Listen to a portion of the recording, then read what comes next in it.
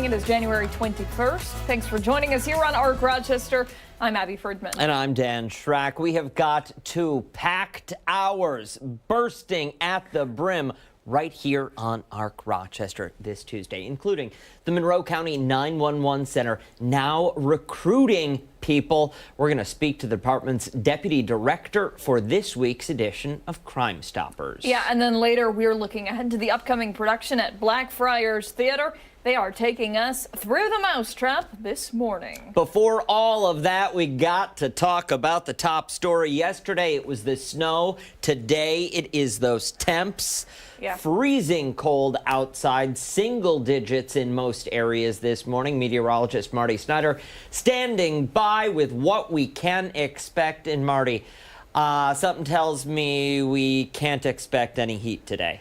Don't expect much. Yeah, you may see the sunshine, but unfortunately, it just isn't really going to help us out all that much. We're seeing some of those breaks work in. Always nice to see it, but just don't expect much as far as helping out temperatures all that much. But only 4 degrees right now, and you look at that bottom row there, you can see what it feels like out there. It feels like 13 degrees below zero. The air temperature has been holding pretty constant, but we've been gaining just a couple miles an hour on that wind speed, and that's what's been causing us to lose a degree or two here or there off that wind chill. So again, that number is really beginning to dive down pretty well for us. Air temperatures around the region, they're mainly in the single digits across much of the area right now. See a lot of 4s showing up, some 5s up along the lakeshore, even 4 below as you look down towards Grove and Cohocton.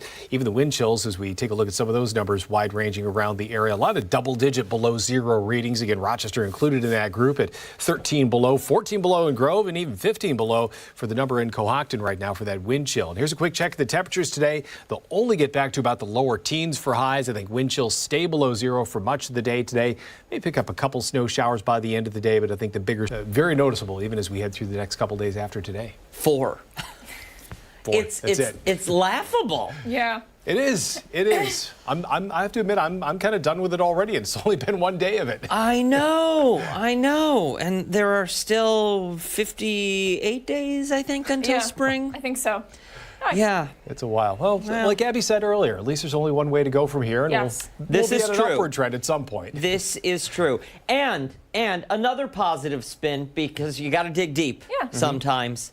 We are gaining daylight slowly but surely. Very true, and you can notice that in the evening. Already we're seeing that sunset push into the 5 o'clock hour, which at the shortest time of the year was in the 4 o'clock hour. So we're seeing a little bit of a change there. So yeah, it's just those small steps that we're starting to see, but we have to end up somewhere in the end, so it'll just take a while to get there, but we will eventually, right? Yeah. Little wins equal big results. Hey, I like that. I think I stole that from some app somewhere. Okay. Yeah. So hey, got to be positive. I like that. You do. All right. Thank you, Marty. Sure. Well, gosh, we know it is so important to get inside and stay warm when the temperatures are like what we're seeing right now. So we'll go live to Chris Lopez, who is sharing some of the ways that the city is helping people and all around Monroe County. Chris? He's saying, stop talking, guys. Let me talk. Guys, it's cold out here, man. It's only getting colder as the sun gets up is what it seems like. Code Blue has been in effect now for quite a bit, probably over a month now, with temps dropping below 32 degrees regularly. But this 3-day cold snap is making the services that Monroe County provides a little bit more vital. And those are definitely going to be the Warm-B. 4 available, 3 of which are in Rochester, 1 of which you will have to travel to Brockport, or if you're in that Brockport area and you need one, there's one available for you. Those are Open Door Mission, House of Mercy, Saving Grace Ministries. Those are in the Rochester area, and the one in Brockport is Oak Orchard. Also, very important to note, if you need to get to one of these warming shelters, RTS, the Regional Transit Service, will be available to help you get to these places. You do not need any type of money. You don't need a bus pass. You don't even need an ID. Just simply get on the bus. Let them know where you need to go. I have Dr. Tammy Butler here from House of Mercy talking about how vital these warming shelters are to people. So they just give us a call, let us know that they're on their way or that they need a place to stay. And if we can't house them because of our capacity, they're welcome to come here while we connect them to the next shelter and help them to get transportation to get there. The warming shelters also provide food and blankets as well, so they provide a little bit more than just that place that you need to get to stay warm. We're going to have information about Code Blue and the different locations of those warming centers on our website at 13wham.com. Guys, back to you. Chris, I give you a lot of grief for some of your live shots, restaurants and bars, but it all pays off today, my friend. Yeah. Thank you for being out there. We really appreciate it. And don't forget, you can always get the latest forecasts and watch Live Radar when you download the 13 WHAM Weather Authority app. It is a free download for all Apple and Android devices. And hey, this talk about the forecast leads us right into the poll. It's like it was planned this way or something. Crazy. I Hey. know. Hey. Hey.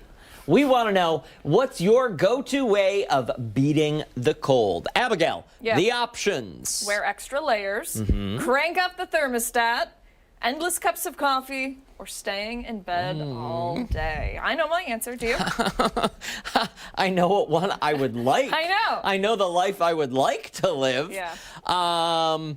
It's certainly not crank up that thermostat. It's 'cause- not? No. Seriously? No. Absolutely not. That's a big argument in our house. No. We don't turn that up. I'm not paying more than I already do What do you to heat that house. What do you set it at? What is your house? 67. What's wrong with that? That's perfect. It's cold. Listen, frosty. you run the vacuum and you start to break a sweat. Oh my gosh. So Okay. do the dishes and you're warm. Okay. My house is clean. Every time you call me, you're like, what are you doing? What's the answer? Usually cleaning. Cleaning my house. Or napping. Or napping. Sometimes that happens. No. Crank up the thermostat. All the way. Stay in bed all day. Ideally, the house would be 72, 73. What does the hubby like it at? Like 66. Yeah? See? Compromise. You know, it's one of the Compromise. things they don't tell you about. Marriage. Yeah. Yeah. They're like, you know, you think about like the big ones, and then Yeah. you're like, oh, wait, this is actually a very big one. Yeah. How warm we're keeping the house. Give and take, push and pull. Yeah. So we compromise, and it's 71. That's what you got to do. Hey, we'll pull this up for you. Scan the QR code. It'll take you over to our X account. You can weigh in on this poll, comment below the poll, and repost the poll. We'll review those answers for you coming up at the end of the 9 o'clock hour. We still have a lot to get to coming up here on ARC Rochester. When we come back, we're going behind the story, and we're getting an update on the historic Morgan Manning House in Brockport. Hey, and don't forget, as you head to break, you can take us with you wherever you go. We are streaming live right now on the 13 WHAM YouTube channel. We're back right after this.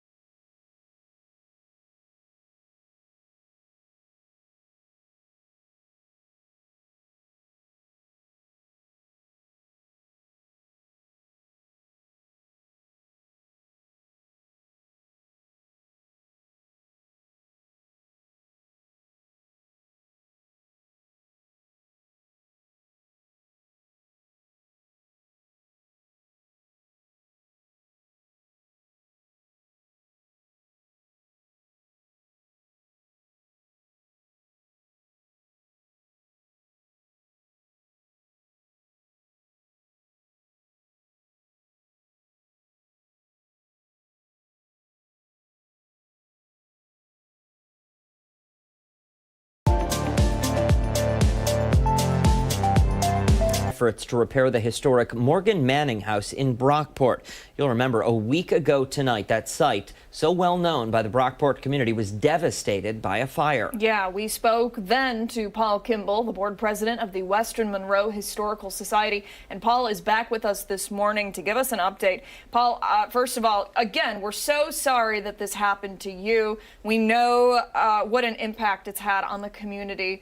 So my heart it goes out to you guys. I drove past the Morgan Manning house the other day, and it's so sad to see it covered and in the state that it's in. For those who are wondering what kind of...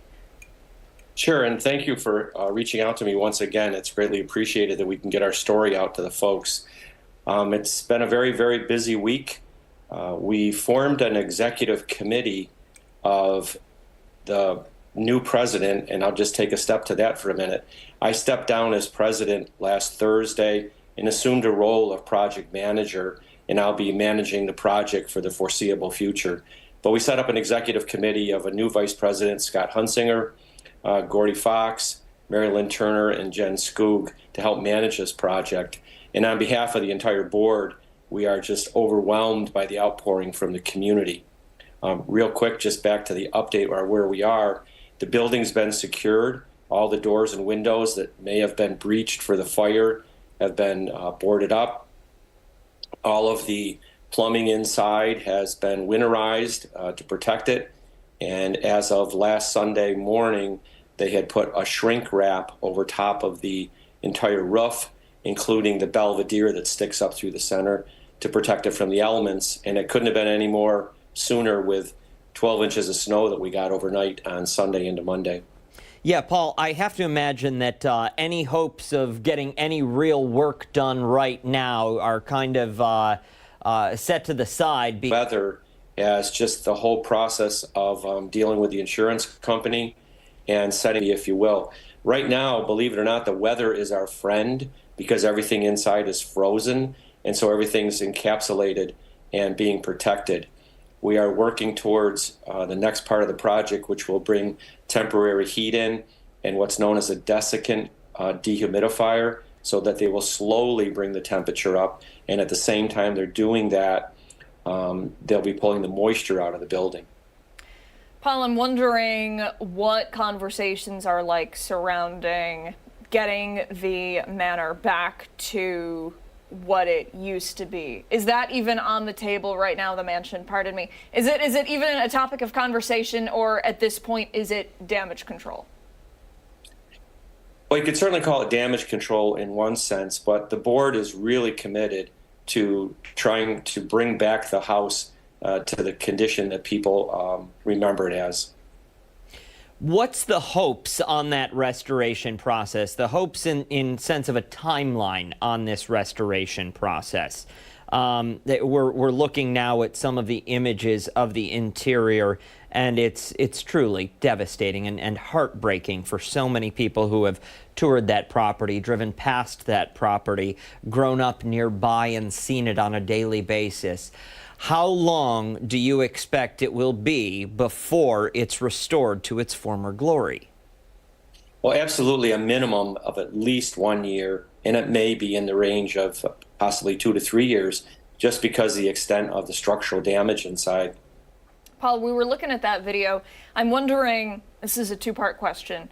Number one, if anything was destroyed in the fire that was truly shocking, and then number two, if anything survived the fire that was equally as surprising. As far as what was destroyed, we lost some masterpiece pictures of the family, but there's been some discussions that we have good photos of those pictures, and we believe that somewhere down the road, those photos can all, or those pictures rather, can all be recreated. The damage, for the most part, was confined to what we call the back yellow room. The house is kind of divided north to south with a hallway. There's 2 red rooms to the north. They had some smoke and a little bit of water damage, but most of the damage was confined to the south side of the house, and in that case, the back corner.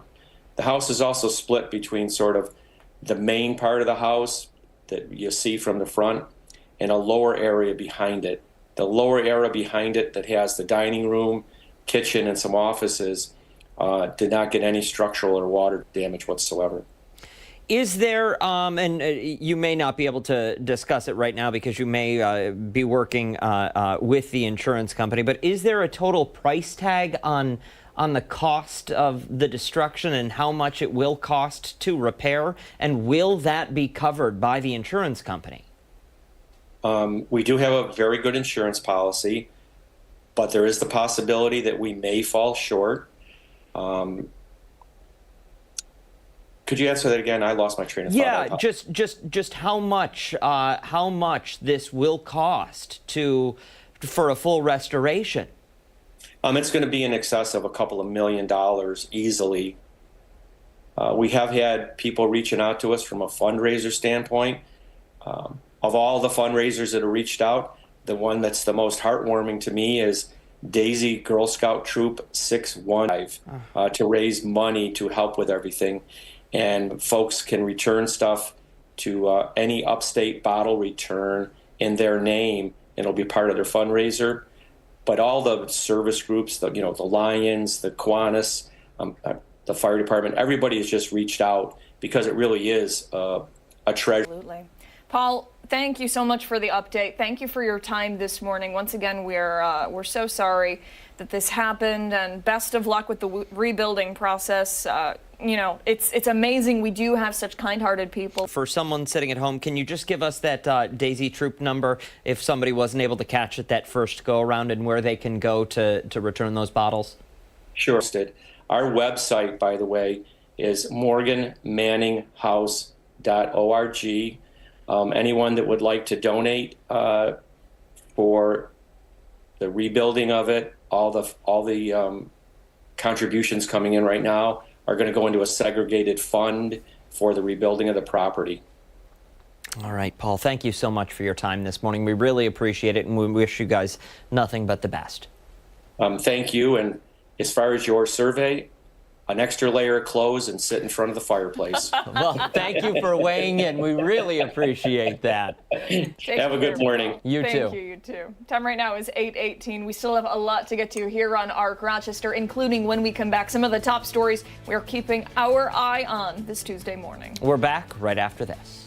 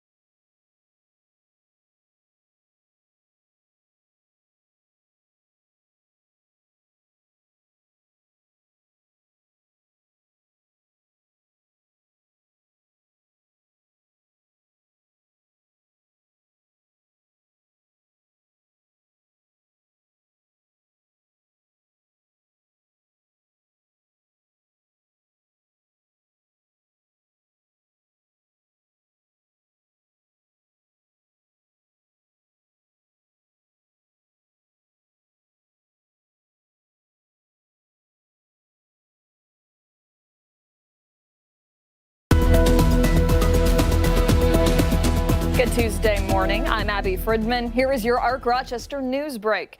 The frigid cold has caused some schools to close for the day today, including the Rochester City School District. We have a full list of school closures available for you on 13wham.com. And to help students and families, Rochester Mayor Malik Evans says all our centers will be open from 11 this morning until 6 o'clock tonight. They'll also serve an afternoon snack and dinner to students while the schools are closed. Governor Kathy Hochul has declared a state of emergency for several counties, including Orleans, Genesee, and Wyoming counties. Officials are urging residents to be prepared for dangerous travel conditions and potential power outages. A Dansville man held hostage by the Taliban has been freed in a prisoner exchange. Ryan Corbett, who moved to Afghanistan in 2010 to work with non-governmental organizations, was detained in 2022 while working in the region. Corbett and another American, William McKenty, have been released in a deal that saw the U.S. return a Taliban member serving a life sentence on drug and terrorism charges. U.S. officials say that release is part of ongoing efforts to bring home Americans detained abroad, while also stressing that talks with the Taliban remain challenging. We are working to learn more about a fire in Wayne County that prompted a large first responder presence in the overnight hours. This was the scene just before 4 o'clock this morning on Walworth Road in Palmyra. Our photojournalist tells us a barn at that scene was destroyed. We've reached information. We'll keep you posted once it becomes available. Sentencing is scheduled today for Lindsay Wilcox, who pleaded guilty to assault in connection with the death of Genesee County Sheriff Sergeant Thomas Sanfratello. In March of 2024, you might remember Sergeant Sanfratello was escorting Wilcox and Michael Elmore out of Batavia Downs following a disturbance. Elmore re-entered the facility and assaulted Sergeant Sanfratello with a metal jewelry chain, hitting him in the face and head and placing him in a chokehold. Sergeant Sanfratello became unresponsive and was pronounced dead after being given CPR. Last month, Elmore was sentenced to 20 years in prison after pleading guilty to aggravated manslaughter in connection with the sergeant's death. For these top stories and new developments, you can always visit 13wham.com. Stick around, Arc Rochester is back after this.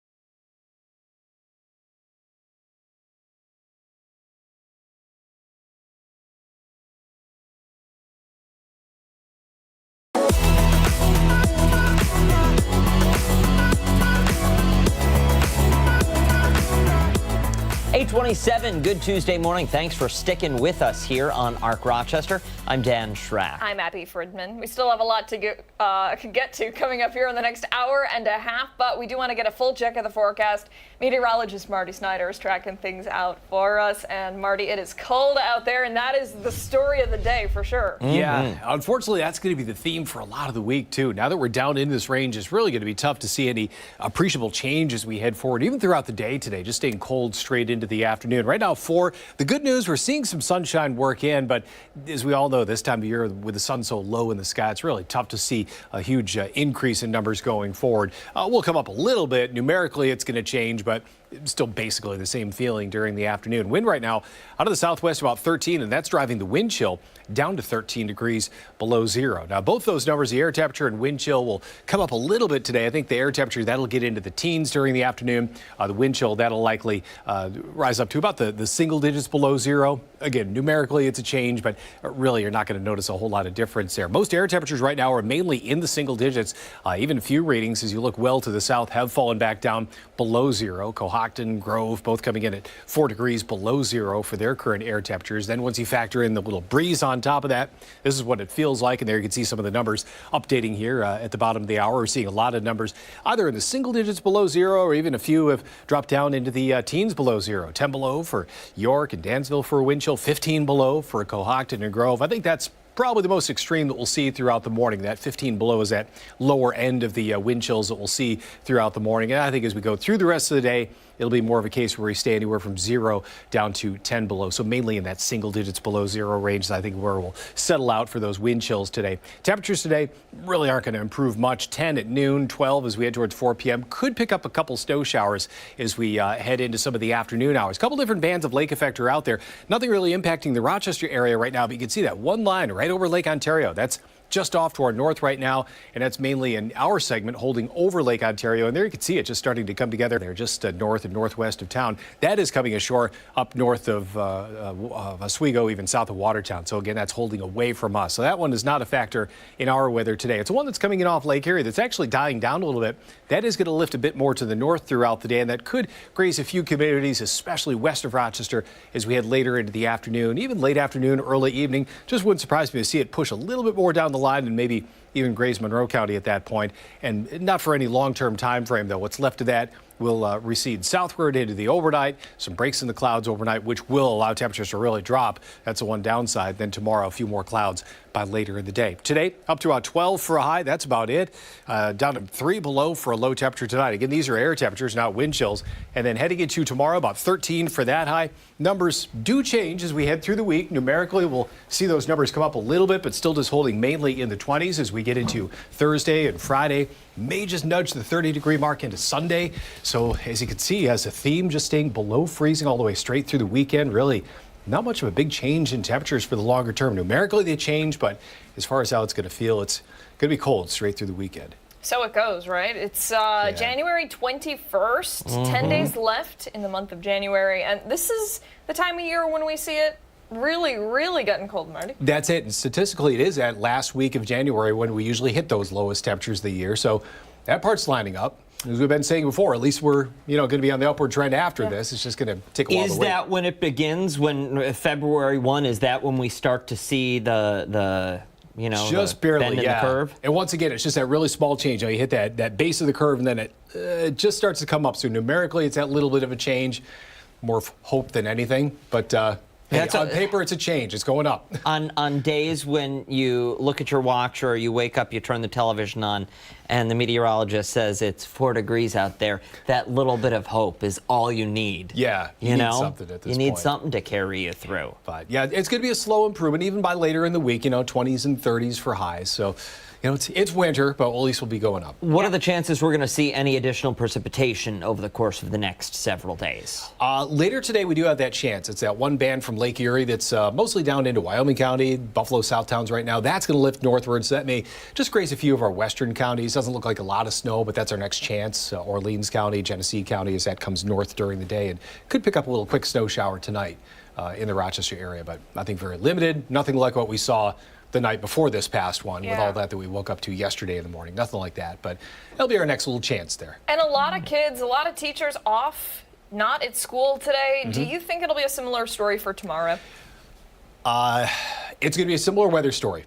We'll phrase it that way. Sure. And All right. if anything, wind chills may be just a little bit lower tomorrow morning. So I'll let people draw their conclusions. I'm not going to say it. Let's talk about the guy that we're making stand in the cold right now, Chris Lopez. He is braving those temperatures. Maybe he's not braving those temperatures. He might be in the car. Chris, if you can hear us. Yep. I don't blame you. I don't blame you, my friend. Poor Chris. How are you feeling? Stay there. Stay You don't have warm. to get It's out. okay. Matt There's no Trapita, shame. you can go get in the car too. It's all right.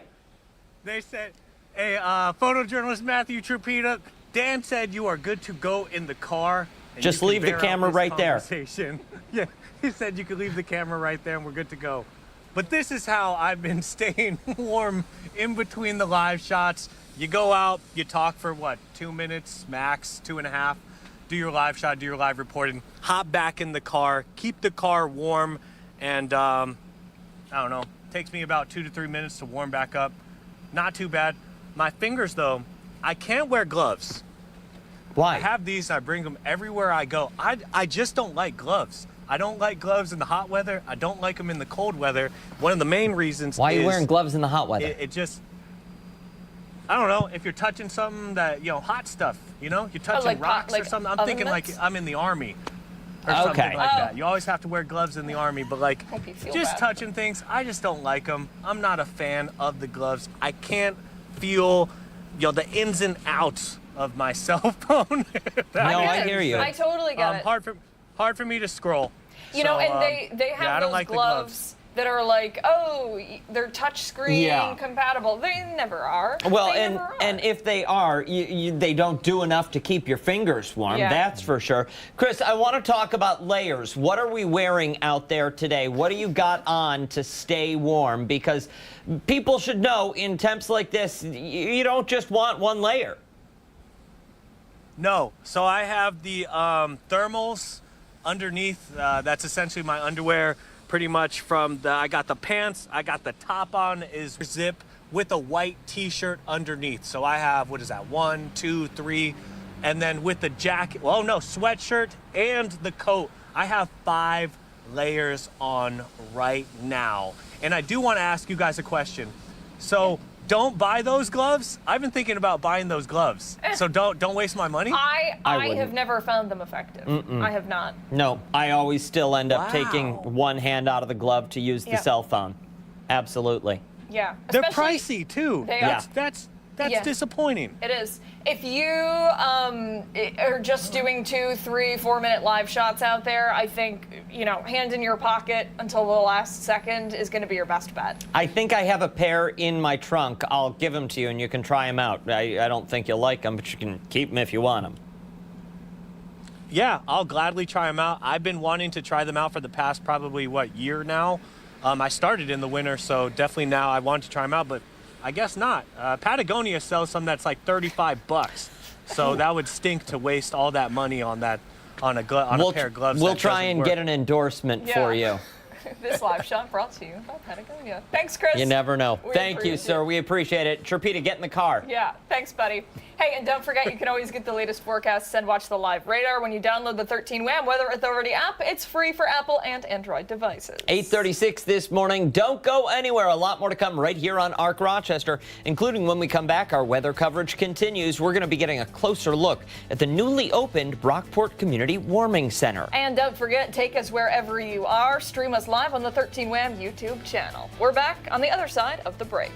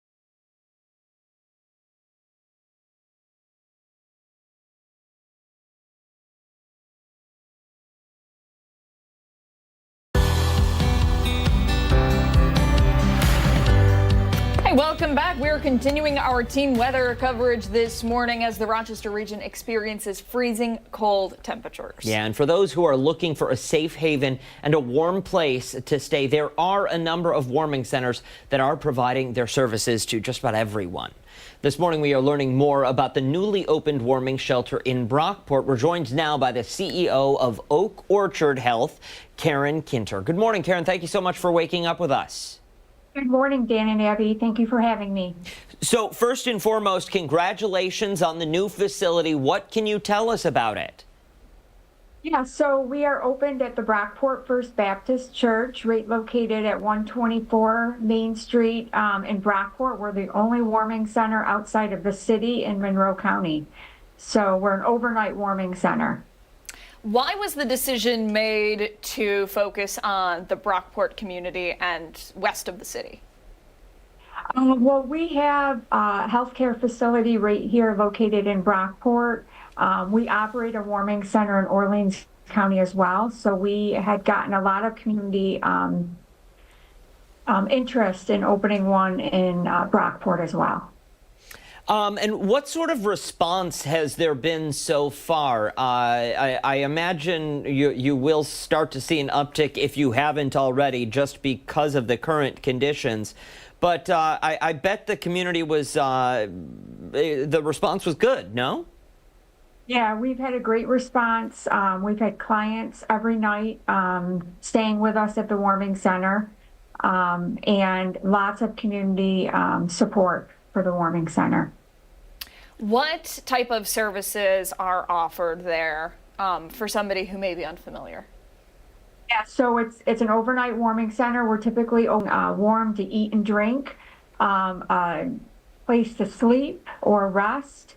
And then before you leave for the next day, we give you some gear so you're set as you get back out into the cold, and connect you with some resources on your way out as well. I imagine that that resource connection is of the utmost importance because that can help people get back on their feet so they don't end up in the warming shelter next winter. Yes. Yep. Yeah. So the resources we have, I would say more than 20 clients that visit the warming center too, all the way from the county, social services. Our healthcare office provides primary care mental health services. We've got food banks, clothing banks, employment opportunities that we try to connect these individuals with.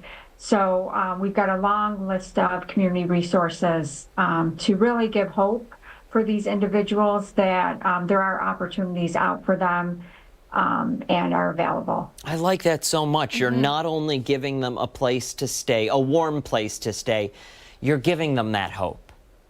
Yes, yes, yep, that's one of the goals. And we've had a lot of successes just in the couple weeks that we've been open at the Brockport Warming Center as well. Yeah, so transportation is a little challenging in the west side of the county. We primarily focus on using RTS on demand. And so we coordinate pickups and drop-offs for any of the clients so they can easily get to the warming center. And then when they leave the warming center, have someplace warm to go after that. That's really incredible. For someone who may be seeing this program thinking to themselves, again, either myself or someone I know needs assistance, where can they go to get more information? Is there a website they can go to or a telephone number they can call? Yeah, so our website, oakorchardhealth.org website, they certainly can call us at 585-340-1355. And we have somebody answering the phone directly and can direct them to the closest warming center. Terrific. Thank you so much for your time today, and thank you for all you're doing for our community and the folks who are here. It's really appreciated.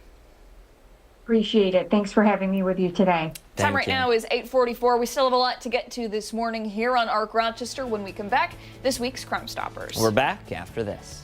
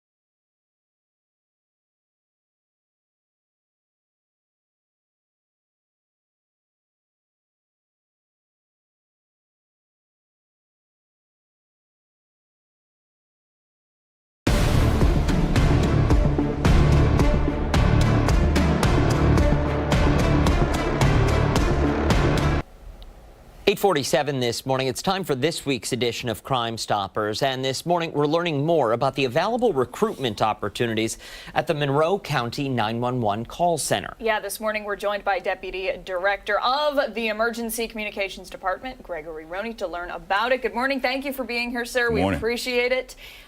Break. For those who are thinking to themselves, why would I want to work there? Right. Why would they want to work there? Well, one of the reasons why I wanted to come on is just to kind of show that people still do want to work here. I mean, it's been a thing where it's been in the press, obviously, the staffing shortages that we've had, and it's been a nationwide problem. And but we've had some recent successes that we want to carry on into 2025. And so at the end of last year, we actually had 2 hiring classes of 24 people. And starting on Monday, we actually have a class starting of 22 people. And so to answer your question on why they want to work here, a lot of people kind of feel like, obviously you have to have the desire to help people because that's what you do on a regular basis. But also you have a behind the scenes look. It all starts with you in terms of your impact on public safety. You're like the nucleus of the and then also you have the ability to be a first responder without putting yourself physically in harm's way, like the police, EMS, and fire. The work they do when they answer the phone is truly incredible because the person on the other end of the line does not want to be calling. They're having a very rough day. It could be the most difficult day of their lives that they are making that phone call, and the reassurance that those 911 operators gives is truly incredible. Yes, it is. And then with that impact, it also is a very stressful job. We don't shy around that, and so you look at the facilities that we have, and I'll be kind of biased of saying we're kind of the best in New York State in terms of the resources that we have. Right outside of our operations floor, we have a walking area so people can put their steps in. We have a quiet room to kind of relieve some of the stress there. We also have a koi pond, and so it kind of has kind of relaxing kind of feel to it, and a full workout gym. And so the yoga mats and treadmills and free weights and things like that, just because you need that relief to try to get out of that stressful environment. Yeah, and I'm curious to know what kind of additional support is given in terms of from leadership, doctors, anything like that. Good resources for people to reach out to. One of the cool things that we actually have is we have therapeutic dogs come in with a company, Rock Dogs, and so they've been great. So they have different dogs that come in over the different shifts. But then, in looking at that, they work on every shift, and so they're your kind of internal way to kind of just get off the floor and talk about something that's that could have made you feel a certain type of way. And then also we have resources with the local hospitals and different communities, things to help out your mental capacity there. For somebody sitting at home who says, this is I'm a born helper, this is something I have always thought I wanted to do, but I'm a little fearful of taking that leap. Can you first explain and then what is a typical day? And I say typical in quotes because there probably isn't a typical day. Yeah.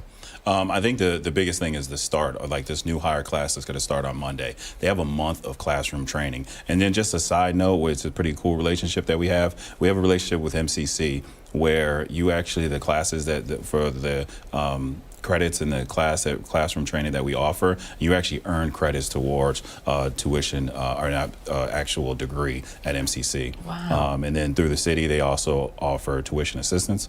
And it's a thing where we have people on our floor with master's degrees that they've helped out just by taking a class here and there. But your everyday experience is always going to be different. But the one thing that's going to be kind of consistent is the panic on the calls when they come in and how you help triage that and get the right resources that they need to there. And so, we train you up right from the get-go and try to put you in best position to help out the citizens. What is a good website or phone number for somebody who is interested and wants to get involved, take this next step into a career that is essential? Yeah. So it's the cityofrochester.gov, and they have a brand new website. So definitely take a look at it, and they'll help you navigate to where our application process is. And I think we're the very first one on there once you get onto that page. Terrific. Thank you so much for your time this morning, and of course your service, the work you do again is truly incredible. Thank you. Now is 8:52. We still have a lot to get to here on ARC Rochester as we continue into the 9 o'clock hour. We're back on the other side of the break.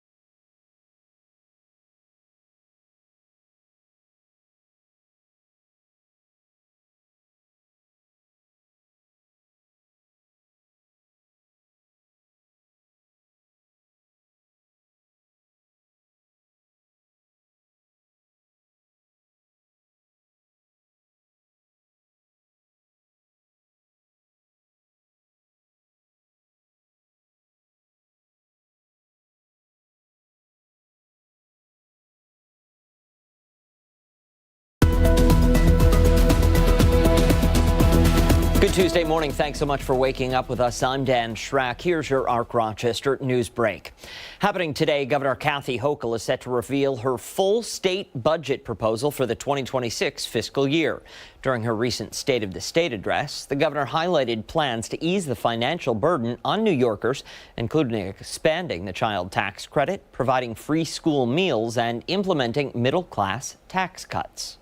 My question is, can we afford affordability? Where is all this money going to come from? Well, you know, New York has a very robust budget, as we should, because we provide essential services to so many New Yorkers. We have a safety net in New York that we cannot allow to be frayed. And we do have reserves. But is there a concern about paying for all this? Oh, governor does not make decisions about what to spend on without ensuring that she has the resources to get it done. And that's what will happen next week. We will show you all of how we're getting it done. Governor Hochul's address is set for 1 o'clock this afternoon. Make sure to tune in to 13 WHAM News at 5 and 6 for full coverage. 4 local men are among those included in President Donald Trump's massive pardon of more than 1,000 individuals convicted in connection to the January 6th Capitol riot. Rochester's Dominic Pizzola, who was sentenced on multiple charges earlier this year, has had his sentence commuted. While his convictions still stand, he will be released immediately. 3 others from our area, Cody Mattice from Greece, James Malt from Brockport, and James Weeks from Sodus, were fully pardoned, wiping out their convictions entirely. On this vote, the yeas are 99, the nays are 0. Meantime, the Senate has confirmed the first member of President Donald Trump's cabinet. Former Florida Senator Marco Rubio was unanimously approved to serve as Secretary of State. He's set to be sworn in this morning and is expected to hit the ground running, with plans to meet later this week with leaders from Japan, India, and Australia. Meantime, major changes are already happening within the Trump White House. Billionaire Vivek Ramaswamy says he will no longer serve alongside Elon Musk on the Department of Government Efficiency. Instead, the White House says he will prepare to run for governor of Ohio. Shortly after Trump was sworn into office, several lawsuits were filed against the department, accusing it of violating federal law, alleging it lacks transparency and ideological balance. And for all of these top stories and any new developments, you can head over to our website, 13wham.com. Stick around. ARC Rochester returns right after this.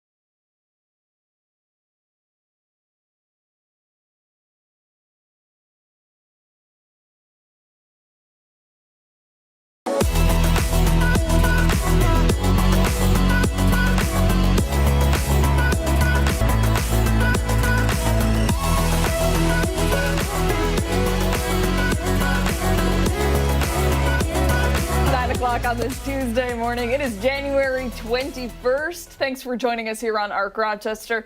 I'm Abby Ferdman. And I'm Dan Schrack. We still have much more to come right here on ARC Rochester. A full hour, including Donald Trump's first full day back in the Oval Office. We're going to be joined by political science professor Tim Kneeland to talk more about some of the actions he completed, those executive orders that he signed on day one. And then later we'll be going over the results for our poll of the day. This morning we asked you, what is the best way of beating the cold? Because boy, oh boy, is it cold out there. The options: wear extra layers, crank up the thermostat, endless cups of coffee, or stay in bed all day. I feel like we missed opportunity here. Hindsight's 2020. We should have had like move to Florida on here. Yeah. You know, that would be good. Because there are snowbirds that love to go this time of warmer. year. Absolutely.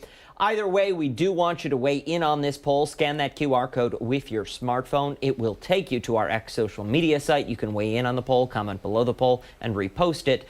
We will go over those results for you coming up at the end of the hour. And speaking of those cold temperatures, we are going to get an update now on the forecast. We'll turn to meteorologist Marty Snyder, who is tracking it out for us. And Marty, a lot of kids are off from school today because of the cold temperatures. Yeah, we're going to keep these temperatures cold straight through the day. They will come up a little bit, but numerically, yeah, we're going to see a change. But unfortunately, it's just not going to feel a whole lot warmer by the afternoon. 5 right now. We are technically up 1 degree. We were at 4, now we're at 5. But still that wind chill, that's holding at 11 degrees below zero. So again, just a very cold start to the day out there.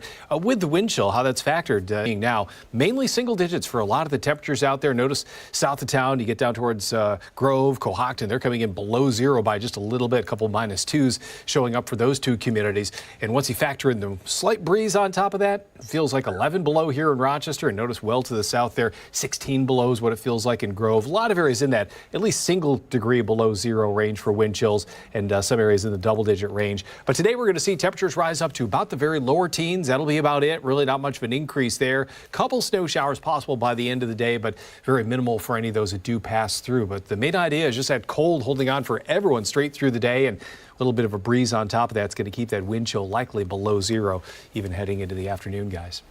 Do either of you have, I have fond memories of some of these, it's crazy, but days like this where it's cold and snowy out there, and for whatever reason not being in school. I don't know why, maybe not skipping.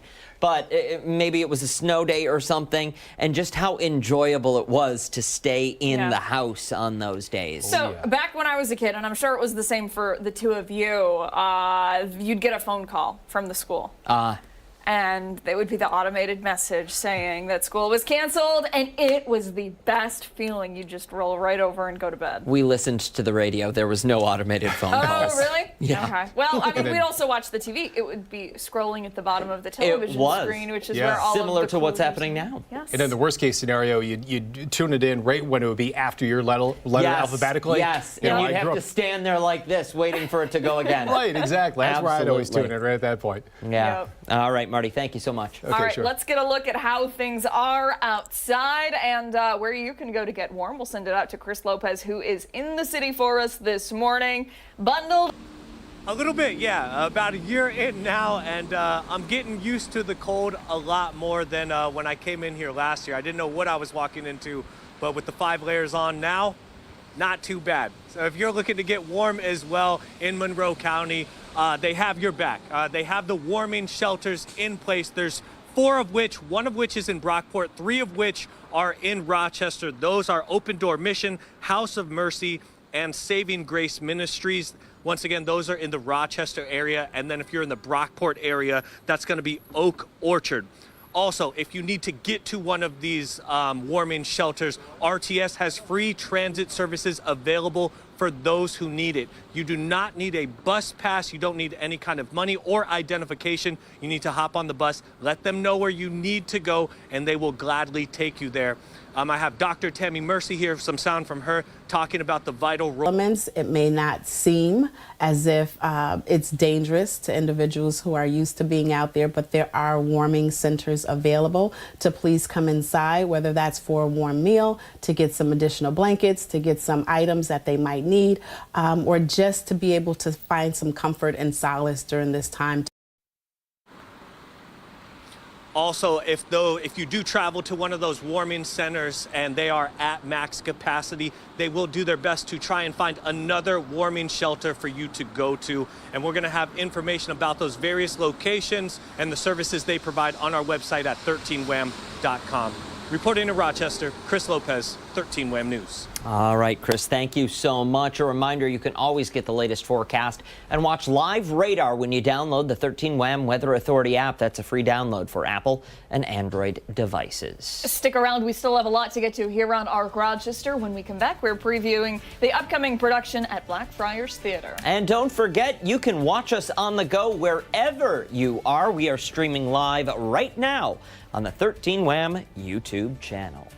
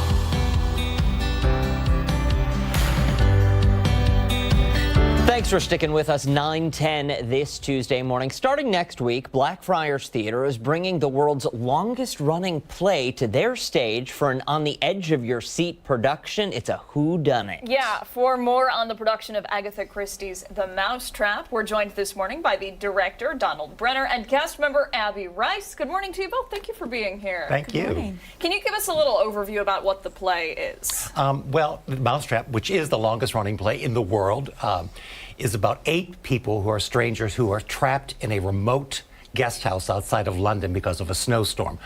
One of them is a murderer who's out for revenge, and 2 of them are victims. And in true Agatha Christie fashion, we have no idea who any of them are until the very end of the play. It's really scary and it's really fun. For someone who's sitting at home and they're hearing us say longest running play and they're thinking, wait, Spears Productions, how is this production of Agatha Christie's Mousetrap the longest running play? Well, it's run in London since 1952. It's had 30,000 performances. 10 million people have seen it. Wow. That's crazy. Oh my gosh. That's just in London. I mean, that's not productions like ours and productions all over the world. Just in London alone, 10 million people. That is amazing. Abby, what role do you play?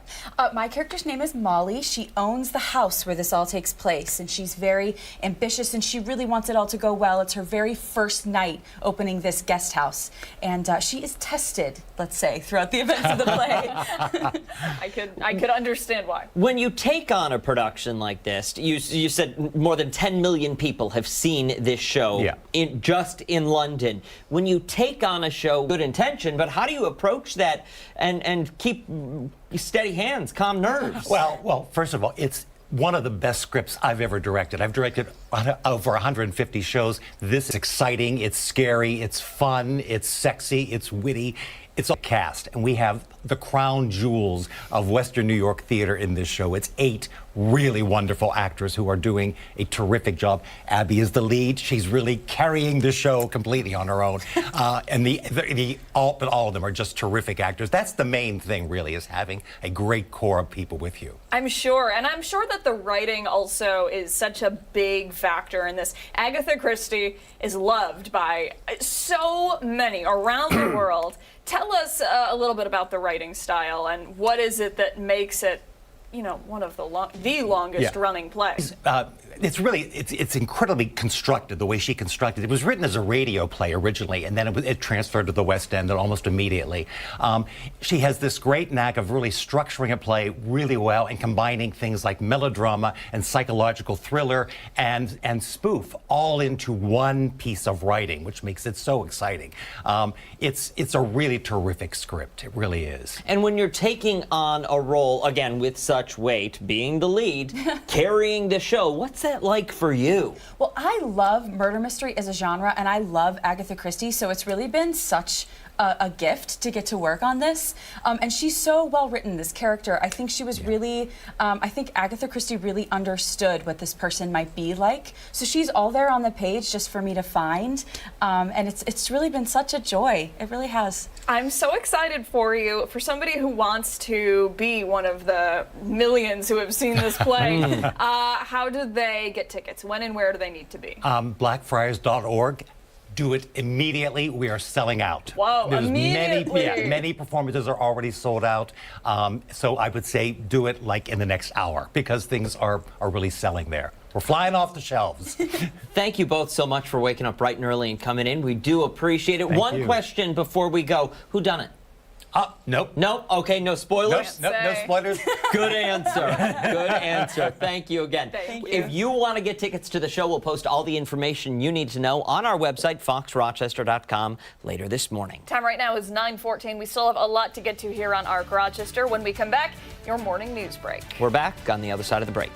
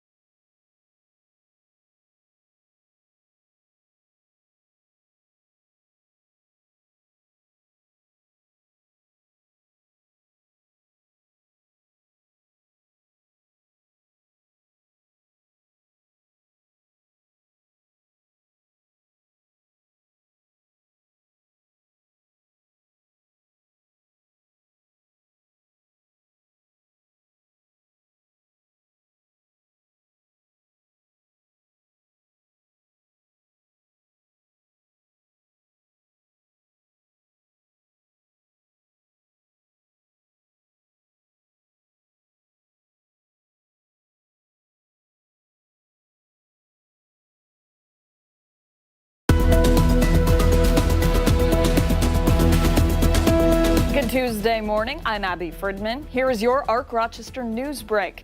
The frigid cold has caused some schools to close for the day. This includes the Rochester City families to students while the schools are closed. Meantime, the governor has declared a state of emergency for several counties, including Orleans, Genesee, and Wyoming counties. Officials urging residents to be prepared for dangerous travel conditions and potential power outages. A Dansville man held hostage by the Taliban has been freed in a prison exchange. Ryan Corbett, who moved to Afghanistan in 2010 to work with non-governmental organizations, was detained in 2022 while working in the region. Corbett and another American, William McKenty, have been released in a deal that saw the U.S. return a Taliban member serving a life sentence on drug and terrorism charges. U.S. officials say that release is part of ongoing efforts to bring home Americans detained abroad, while also stressing talks with the Taliban remain challenging. This morning, we're working to learn more about a fire in Wayne County that prompted a large first responder presence in the overnight hours. This was the scene just before 4 this morning on Walworth Road in Palmyra. Our photojournalist tells us a barn at that scene was destroyed. We've reached out for more information. We will update you once it becomes available. Happening today, the governor is set to reveal her full state budget proposal for the 2026 fiscal year. During her including expanding the child tax credit, providing free school meals, and implementing middle-class tax cuts. My question is, can we afford affordability? Where is all this money going to come from? Well, you know, New York has a very robust budget out to be frayed, and we do have reserves. But is there a concern about paying for all this? Oh, we've been kept under restraint by our lovely budget director, Blake Washington. You know, the governor does not make decisions about what to spend on without ensuring that she has the resources to get it done. And that's what will happen next week. We will show you all of how we're getting it done. Hochul's address is set for 1 o'clock this afternoon. Be sure to tune into 13 Web News at 5 and 6 for full coverage. 4 local men are among those included in President Donald Trump's massive pardon of more than 1,000. Rochester's Dominic Pizzola, who was sentenced on multiple charges earlier this year, had his sentence commuted. While his convictions still stand, he will be released immediately. 3 others from our area, Cody Mattice from Greece, James Malt from Brockport, and James Weeks from Sodus, were fully pardoned, wiping out their convictions entirely. For these top stories and new developments, you can always visit 13wham.com. Stick around. ARC Rochester is back after this.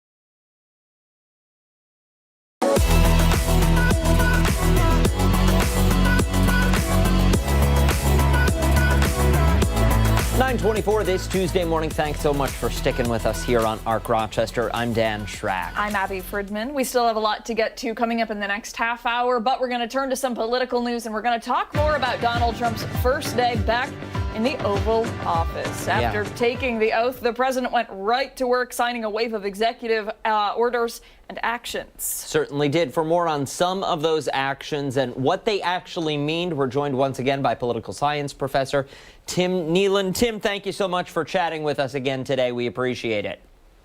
Happy to be here. So we all heard the president, when he was president-elect the night before inauguration, he said he was going to sign 100 executive orders on day one. They said, slow down, not so much. And he went through with that yesterday and did so. One of the big ones I want to talk about first is the people who took part in that January 6th Capitol riot. Exactly. So what he did was he had talked during the campaign. He had called them hostages. So for him, this was a move to recognize his political base and to reward them for their support. Not only did he, pardon them, but he also told the Justice Department to drop several hundred cases that were already pending for the January 6th. And this includes some people who committed violence against police officers. So these are not all nonviolent offenders. But he went ahead and he supported his base, as he had pretty much promised throughout the campaign. This sends an interesting, effect into law enforcement, who I think, generally has supported Donald Trump. But at the same time, he's supposed to be law and order president, as he's claimed. But this would perhaps not be what we would see as law and order. I imagine this puts a lot of fear in the prosecutors and into the judges that saw was then overturned by the president, and maybe some of that base is angry still with these people, with those prosecutors, with those judges, no? No, I think you're right. And I think, particularly, as we look to the future, what are the outcome of this in terms of making groups like the Proud Boys feel like they've got carte blanche to do what they want in a society? Again, presumably law and order remains, but these people took extra legal actions in order to try to stop the count of an election. So, and you're right, there could be. And we know that some of the groups affiliated with Donald Trump have professed violence in the name of restoring, greatness to America. So, yeah, this could be very fraught going into the future. Again, for law enforcement, members of the criminal justice system. We spoke about it just for a brief second, 1,500 or so pardoned. Tim, I know you don't have a crystal ball here, but do you anticipate there will be others? Is this going to be a wave of pardonings? I imagine that Donald Trump will continue to valorize those people who support him the most. Again, he is a person from the business world for whom transactions are very important. So supporters will get his embrace, whether they have committed legal violations or not. So I wouldn't be surprised to see in the future, and then perhaps even sort of like other forms of recognition for his supporters who may have been jailed in order to support him by not testifying, for example, to Congress. Tell us about some of the other executive actions that were taken yesterday. As we mentioned at the beginning of the conversation, dozens of executive orders signed by President Donald Trump yesterday, addressing the border, addressing TikTok. I mean, you name it, there's the list goes on. It's breathtaking in terms of the sweep. He promised to do this, and we knew he would, but still, one has to stand aback and go, look, he's withdrawn from the World Health Organization. He's dropped out of the Paris Climate Accords. He's put a hiring freeze in Washington.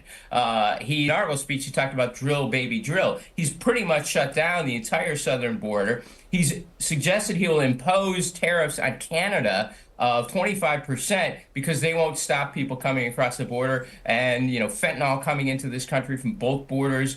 So he's using a range of powers. Then he's also told the government to stop using diversity, equity, and inclusion in terms of its government policies, and that we only can recognize two genders in terms of federal government, so male and female, which raises a specter of questions about what happens if you're transgender and you are sent to prison. Where do you go? And will that be an Eighth Amendment violation? And already the ACLU and other organizations have already filed lawsuits against a number of these, including the curious idea that the federal government will not recognize birthright citizenship for children born in the United States from undocumented people from other parts of the globe. So there is going to be a number of legal challenges. This story is only beginning. We're not nearly at the end. We'll have to see what happens over the next several months and years.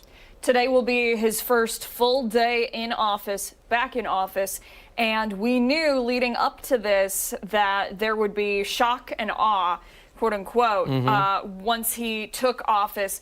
I'm wondering if we're going to see even more executive orders issued today, executive actions issued today. Yeah, I would imagine he will follow through, but also again to maybe reach out to world leaders.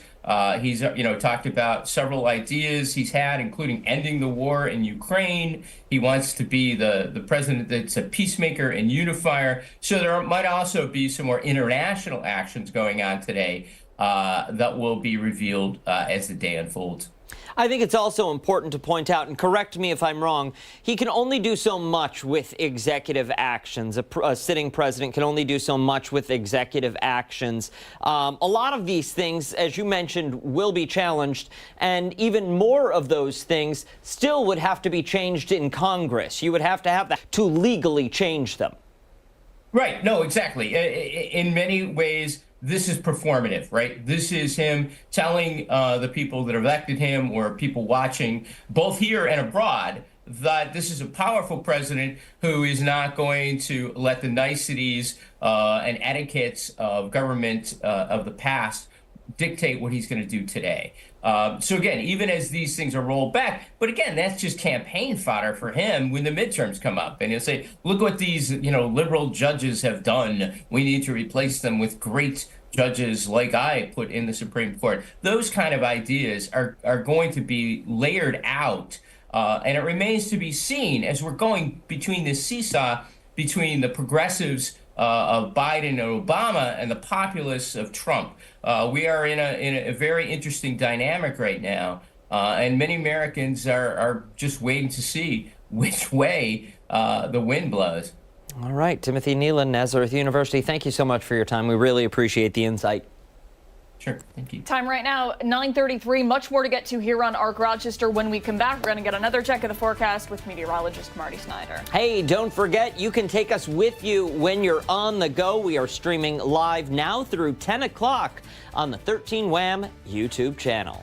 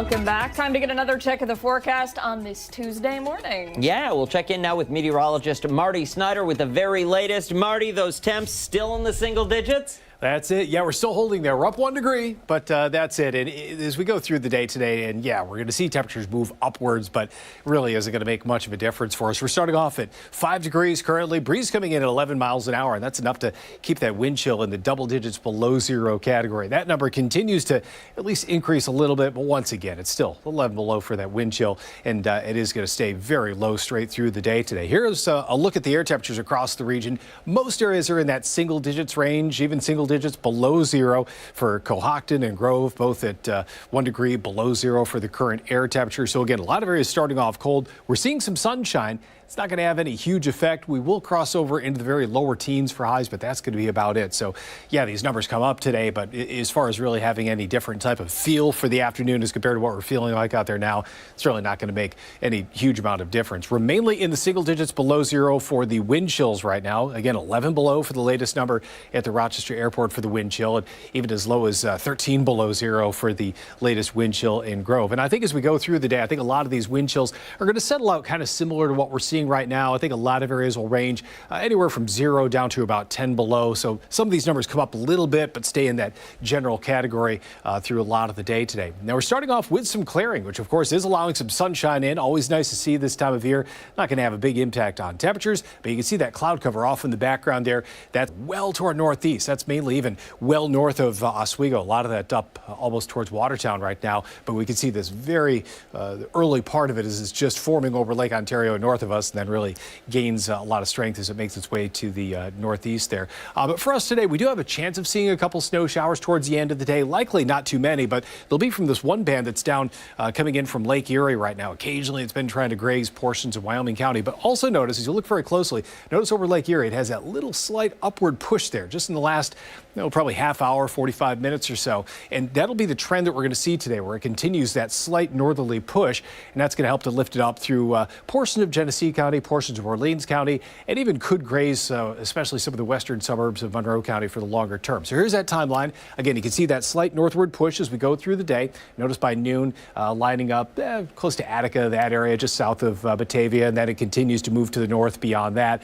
So that's going to help to at least build it into Genesee and Wyoming counties with some occasional excuse me, I said Genesee and Orleans counties. I mean, it is in Wyoming at this point. But they'll continue that northward push, and northward diminishes, and I think that's going to be about it out of that one band for us. And longer term, we do see some sun return tomorrow, but still, again, stays extremely cold even as we head through the day tomorrow as well. Today, about 12 for a high. That's about all. Wind chills stay below zero for much of the day. The actual air temperature drops down below zero tonight. So the temperature coming up for tonight may turn out to be a little colder than what we did experience over this last night. 13 for tomorrow, 24 as we head into Thursday. And then temperatures go up just a little bit higher to Friday and Saturday, maybe a little closer to 30 by Sunday. So increase over some of these upcoming days, but it doesn't even put us up to the freezing point, even as we get to those higher numbers as we head into the weekend. So upward trend, but a very small one, guys, as we head towards the upcoming weekend. It certainly is, but it's those little wins that make life livable. Little wins, sitting on your hands when you can't feel your fingers in the studio. Well, it's really little cold wins. in here. It's really, really cold in the studio. It is. What are you gonna Although I'm not going to complain, because poor Chris Lopez, we have had him outside all day. So I feel like he's the one who drew the short stick today. You got to put it all in perspective, right? You do, and I think something like that helps you do just that. Yeah, and I can't even tell you how many times we had to stand out there as reporters. Oh, absolutely. Right? I mean, every day practically in the winter, even if it wasn't for weather coverage, it was go stand outside this empty building. Yeah, and for a talk fire about or some sort of crime scene or something. Yes, court case absolutely. happening at 2 o'clock this afternoon. Go preview it outside. Yeah, but you got to stand outside because they're not going to let you into the courthouse until 1:45 when they open the doors. But you got to get your place in line. Yeah. Always a struggle. That's how life goes. Yes. Though. And again, it is winter, so really and truly, what can we expect? Yeah, when we checked in with Chris Lopez 2 times ago, he had 5 layers on. He had the thermals, he had the sweatshirt, he had the regular shirt, jacket, he had all of it. And honestly, that is going to be so key for people today if they are headed outside and are going to spend long periods of time outdoors. Well, even short periods of time, it really speaks to the conditions that you live with when you call Western New York home. Yeah. You wake up in the middle of winter, and guess what? Chances are it's going to be frigid. Yeah. Now, right now, as Marty was just saying, 5 degrees, Yep. single digits.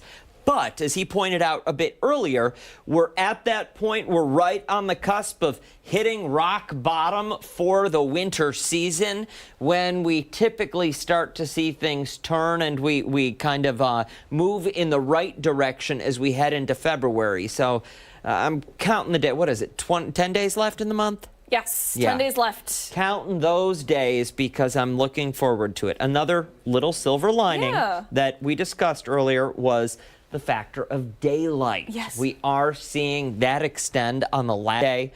We're now into the 5 o'clock hour for sunset. So that's some solid news to brighten people's day. And you know what? Just a friendly reminder, keep the pets inside for as long as Absolutely. possible, just in and out. You know, if you're cold, they're cold for the most part. And, you know, a shout out to anybody who has to work outdoors in these temperatures. You know, true heroes out there. Absolutely.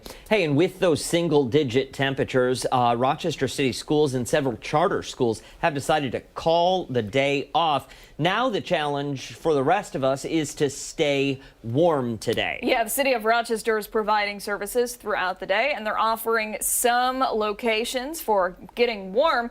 We turn now to Dr. Shirley Green. Dr. Green is the commissioner for the city's Department of Recreation and Human Services. Thank you so much for being here today. We appreciate it. Thank you for having me. I'm looking forward. Yeah, we are too. Let's get right into it. For somebody who is thinking to themselves, okay, I'm going to be in this situation later, what kind of resources are available to them? So today we are opening all 10 of our recreation centers beginning at 11 a.m. this morning, and we're going to be open from 11 to 6. We will have snacks provided for our young people that come in first thing in the morning, and then throughout the day, multiple activities for children and families to engage in a warm, safe environment. And then at the end, during the evening hours, we will provide a hot dinner meal. It's really a great resource for many community members who need it when it's there. What is the response? Because this is not the first time you've had to open the doors early or unexpectedly because the cancellation of classes or some other situation. What is the response when you do open those doors and people walk in and kind of feel that blast of heat and know they've got something good ahead? So the first thing is we work closely with our partners with the city school district. So when they decided to close schools on yesterday, we had a conversation with them about what's the best time to open, making sure that we were going to have meals for the young people and their families that need to come in. And as you say, this is not new for us. Anytime there's a closure, whether, if you recall, in June, it was too hot for kids to go to school, we opened up for the students and families during that time. And so the partnership that we have here in the city with our counterparts is that we want to be the additional support for our children and families. We know that some families, parents have to go to work. What are they going to, not only to make sure that they have food, but to make sure we serve the families that need to go to work. And we want to be that opportunity for the children and their families. And is this open? Requirement, you just come to any recreation center that's closest to you or closest to where you work or your family needs. Come in, you will take care of registration on site. We'll make sure you are able to be in the record. You don't have to worry about having to pay for this service. It's a free service that the city of Rochester offers all of the residents, no matter whether you go to a Rochester City School District, a charter school, public, private, homeschooling, whatever you do, as long as you are looking for a place safe, warm, a good meal, the recreation centers are there for you. And that's something people love. One of the words that gets people going is free, I'll tell you what. Hey, thank you so much for your time this morning. We really appreciate it. Keep up the great work. We'll let you get to it because we know those doors open in about an hour and 15 minutes. Yeah. Doc, thank you so Absolutely. much for your time. We appreciate it. And thank you for helping us get the word out to our community. Absolutely. Time right now is 9:47. Stick around when we come back. We're taking a look at what has everybody talking on the internet this morning. Oh boy, stick around. Arc Rochester returns after this.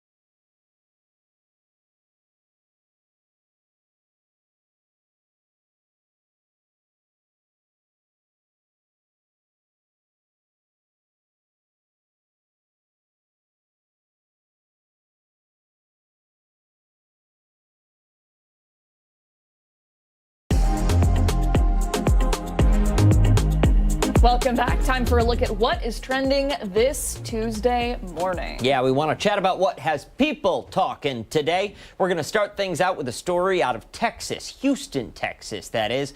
Police say they are reconsidering how they keep evidence after rats continue to get in drugs. Officers say it's a reoccurring problem, and the department revealed that their evidence warehouse contains over 400,000 pounds of marijuana. And the rats love to take as much as they can once they make their way in there. What do you think they're doing with it? These drug-addicted rats, pot rats, had infested the warehouse and were eating those seized drugs. Only one open case compromised, though, by rodents. It really makes the pizza rat make a lot of sense. Yeah, you know what I mean? You got the munchies. Yeah, the CEO of the Houston Forensic Science Center says it is a problem for property rooms everywhere in the country since rodents, bugs, fungus, and other creatures love drugs. Yeah. Interesting, though. I'm wondering at what point you destroy the drugs. I know you don't want to get rid of evidence, but when is a picture of what was not enough? I would say when the rats start eating it. That rat looks like it's eating something else. Yeah, that does not look like marijuana. That is not marijuana. And these ones, this is like a photo shoot for them. That's a fake photo. Is that a fake photo? AI, that's actually. AI. 1,000,000%. Okay, yeah, because no way Ratatouille got all his... A lot of sense. Yes. Why he was as good at cooking as he was. Yes. The police chief says plenty of the narcotics in evidence, they're long resolved. So they're not open cases anymore. So why are we keeping it? Destroy it. So in an attempt to remedy this issue, the department is destroying the narcotics in evidence prior to 2015. You are going to have a lot of... We're going to leave it at that. We're going to leave it at that. You sure you don't want to finish that? Yeah, because I would rather not get fired today. Right. Okay. All right. We're going to move along now to a quote-unquote very disturbing story. A Colorado mom was mortified after discovering her sons playing with their grandfather's ashes. Good God. The single mother of 3 posted the story on social media because why not? You post everything on social media. Everybody needs to know your personal business. She says she left her 3- and 2-year-olds alone for a few minutes, and when she came back, the boys were playing in what she said looked like dirt. Well, the boys smeared the ashes all over their faces, bodies, and the floor. She quickly vacuumed up the mess and asked the boys, but didn't get an answer. 50. She eventually put 2 and 2 together, was clearly shocked, began to panic, thinking her sons possibly ate the ashes. As for how they were able to get the ashes, the mother says she really has no idea. Fortunately, that's not the last of her late dad's remains. I've got too many things to say about this story. I'm not a parent. I really can't have an opinion. I know. Do you know what I mean? I know, but something like that it should not be within reach of a toddler standing on a chair. Yes. Just shouldn't. Yeah. Come on. All right, let's go to a debate that sparked a lot of attention online. Social media is what we're talking. Which shoppers are better, male or female?